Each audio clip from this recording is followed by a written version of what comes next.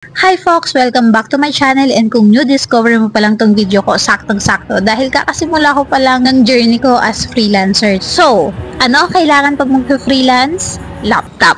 Kaya naman dadaling ko kayo sa Green Hills kung saan talagang napakamura ng mga laptop, and ang napili ko talaga is MacBook dahil napaka-presentable, super lightweight, and talagang yayamanin. And nandito nga tayo sa Theater Mall 2nd floor dahil nandito ang bibila nating hats, gadgets. Na-feature pa nga ako.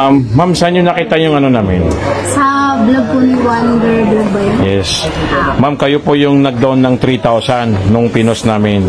Yes. Kasi naantay ko talaga itong rose gold na ko. Rose gold. Nakabang kayo sa page namin po. Yes po.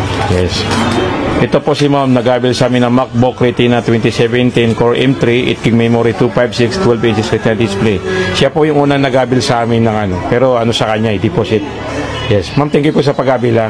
Thank you po. Okay, bye-bye. At dahil nakarating ka sa part ng video ko na to, ibig sabihin, gusto mo rin ng MacBook. And sobrang mura lang talaga ng MacBook nila doon sa Hats Gadget. Kasi kakanood ko sa Facebook, kakanood ko sa YouTube ng mga vlogger or yung content na gusto kong gawing niche sa freelancing ko. Though, meron na akong naiisip na niche, pero syempre, kailangan mo pa rin, di ba, mag-research para makita mo kung ano ba talaga yung ginagawa mo ng mga kapwa mo, content creators. Yes!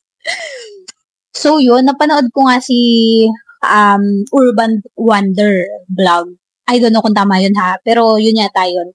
So, dumaan siya sa newsfeed ko, tapos ang mura talaga ng MacBook nila dun sa Hats Gadget. Ang pinakamura nila is yung MacBook 2017 na Mac Air. Kasi meron din silang MacBook Pro na 2017 pero nasa 23,000.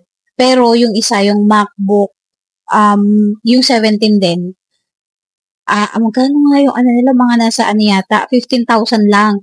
Kasi ang maganda sa ano nila, promotion nila, meron silang cashback, which is ayun nga yung pinunta ko doon. Kaya bumili ako ng MacBook Retina.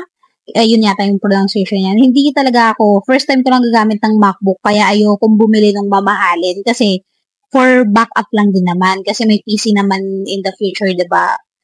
So, wala pa rin akong PC ngayon, pero ang ginagamit ko kasi yung laptop na Dell. Kaso, ibinigay ko na siya sa pamangkin ko kasi gusto ko mas mabilis yung processor na gagamitin ko sa main na computer na gagamitin ko as freelancer. Kasi, actually, yung trabaho ko hindi kailangan ng mabigat na processor. Pero gusto ko may PC pa din. Pero inuna ko yung backup na laptop, which is yung MacBook yung napili ko. Para kapag ka mayroon kang presentation sa client, di ba, presentable yung bit-bit mong laptop. Ganon! Kaya, ayun na, okay na sa akin yung Retina.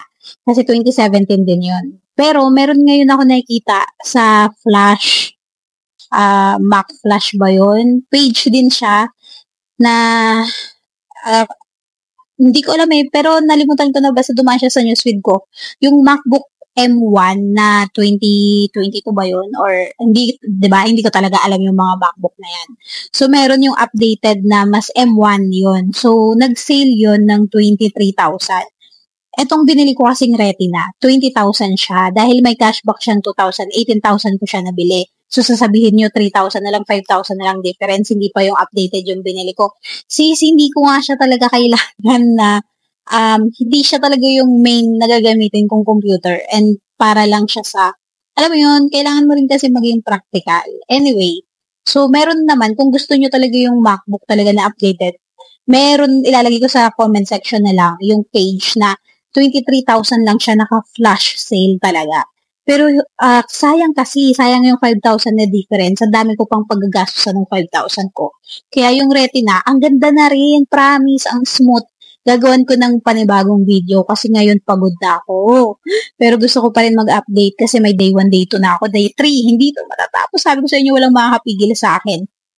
Kaya kahit inaantok na ako. Napagod ako kinamute ko lang. Gusto ko siya sana ipa-deliver na lang para dadalhin dito. Pero yung experience ba na hanapin mo siya sa saan yung stall, ganyan, para, kasi second hand yun. So kung sakali magkaroon ng problem, na-check ko yung unit, na-inspect ko yung unit, pinuntahan ko doon, ramdam na ramdam ko, namili pa ako, syempre dapat yung maganda talaga yung pipiliin mo, baka kapili ka. yung makinis yung kukunin mo, ganyan. Nakakatuwa kasi mukha talaga siyang bago. Tapos meron pa silang for freebie na yung original charger kasama na yon. Lilinisin mo nga lang yung cord kasi medyo madutim na siya. Pero nalinis ko na kanina. Mukha na talaga siyang bago. Ang ganda. Tapos meron din sila yung pouch. Then meron din airpod.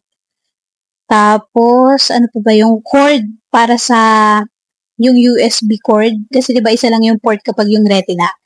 So, meron siyang extra port para makasaksak ka pa ng iba. So, sa experience ko yun, wala akong na problema. Smooth talaga yung unit. Ang ganda. Bibigyan ko na lang kayo ng bagong review. Siguro bukas na lang. Tulog na muna ako. So, yun. Thank you sa pag-subscribe and sa pag-follow na din. And sana mag-comment kayo ha. Natutuwa ako kasi nadagdagan ako ng followers. So, thank you again and good night. Ciao!